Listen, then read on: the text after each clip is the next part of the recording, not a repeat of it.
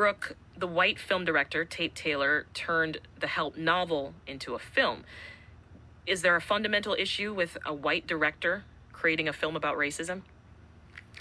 I think that there's not a fundamental issue with a white director making a film about racism. I think the issue is that white directors often, when they talk about racism in their films, want to make or pretend as if they're talking about black people and centering black people, but they never are. There's always a white savior. It's always from a white lens. So if they actually wanted to make a film about racism that was actually centered on white people, then it would actually deal with white people dealing with their own racism and dealing with racism in their community and dealing with how they're going to fix racism.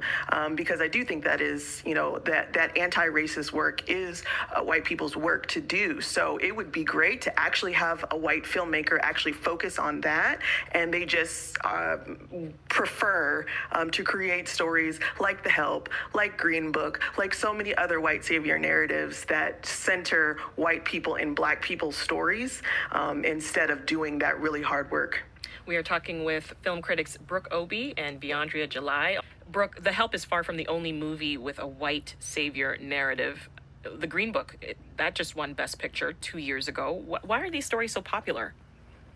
The stories are popular because they are comforting, because they set racism in a time that is past and far gone.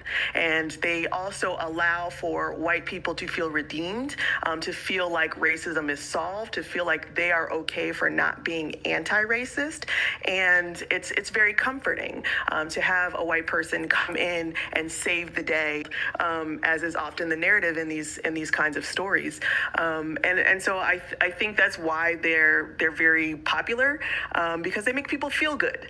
And racism doesn't feel good. And it definitely doesn't feel good as a black person in the present day to be experiencing racism on a daily basis and these really insidious ways, in the workplace, in healthcare. We're seeing it with the impact of the coronavirus on the black and brown communities. Racism is very, very present today. And so to continue to have these stories that paint it as if it's a past issue makes it very, very difficult for us to actually progress forward and for our country to live up to these ideals that it claims that it has.